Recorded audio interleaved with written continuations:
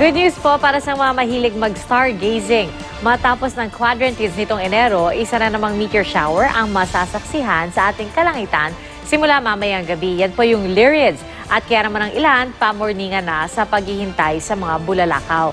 Live mula sa Quezon City, si Bam Alegre may paandar. Bam? Pia, narito tayo sa rooftop ng UP Pag-asa Observatory at i-adjust lang natin yung teleskopyo saglit dito sa gawing ito ng Kalawakan dahil dyan makikita yung constellation ng Lyra o Lira. Malapit dyan, magkakaroon ng meteor shower. Narito ang paandar. Ito ang Lyra, isang konstelasyon na hango sa instrumentong malaharp. Hanapin ang Lyra sa Kalawakan mula mamayang alas 11 ng gabi hanggang alas 4 ng madaling araw. Mapapanood kasi malapit dito ang isang meteor shower, ang mga bulalakaw na Lyrids. Ang grupong UP Astronomical Society taon-taong inaabangan ang Lyrids. Kaya magtatakip silim pa lang, pinaghahandaan na nila ang pagdating nito. Nasa mataas na lugar para makita yung buong langit. Tapos syempre, kailangan wag masyadong maliwanag yung lugar, walang mga artificial light. Kung maaari, meron dalang blankets or mga jackets dahil malamig. Sa dokumentong The Chronicles of Shao na isinulat noong 687 BC sa China, una nabanggit ang mga bulalakaw na malapit sa constellation ng Lira. Kaya sa ating kasaysayan, isa ito sa pinakamatandang tala ng isang meteor shower. Pero hindi kailangan gumastos para ma-enjoy ang meteor shower, ha? Kung walang teleskopyo, maglatag na lang ng banig at humilata. Katulad ng mga estudyanteng ito na may mga wish pa sa mga makikitang shooting star. Sana makapasa sa subjects. Wish ko makagraduate on time. And ayun, sana world peace yun. Birthday mo daw ngayon, may wish ka ba sa mga bulalakaw? Sana maging masaya tayong lahat.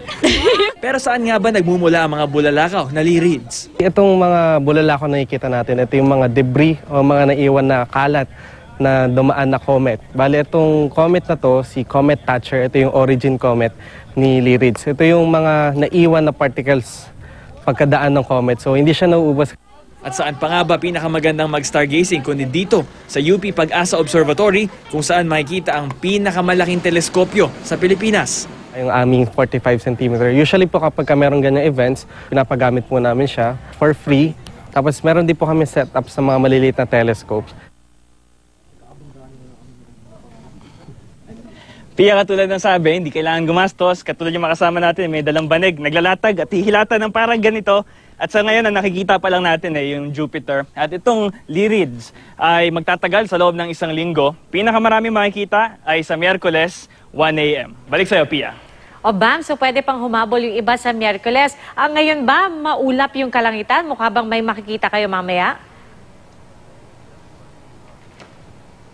Ngayon sa ating pagtingala rito na wala tayong nakikitang ulap, although di natin alam kung maapektuhan sa mga susunod na araw dahil may pumasok sa ating Philippine Area of Responsibility. So kung mga wala namang ginagawa ngayon, marami pang espasyo rito para humilata. Pia. Baka maraming humabol dyan. Bam, pero yung tanong ko, bakit yung pagdating nitong Lyrids, taunan? Actually, yung fragments ng comet ay nandun lang, hindi siya gumagalaw. Yung Earth ang lumalapit dun pag umiikot yung orbit natin. Kaya every month may ina-expect na mga meteor shower. Meron galing malapit sa constellation ng Gemini, Geminids. Meron malapit sa constellation ng Leo, yung mga Leonids. Kaya ito yung binabantayan ng ating mga stargazing enthusiasts. Pia. So ano yung susunod, Bam, na inaasahan nating astronomical phenomenon? Actually, ang binabantayan ay, I think darating this October, isang solar eclipse dito sa... Maganda rin ang view rito sa UP Pag-asa Observatory dahil gaya nga nabanggit kanina, for free, yung ating largest telescope dito sa ating bansa. Pia. Alright, Bam, salamat at i-wish mo na rin kami ni Joseph pag nakita mo yung meteor shower. Maraming salamat sa iyo, Bam Alegre, para sa iyong paandar.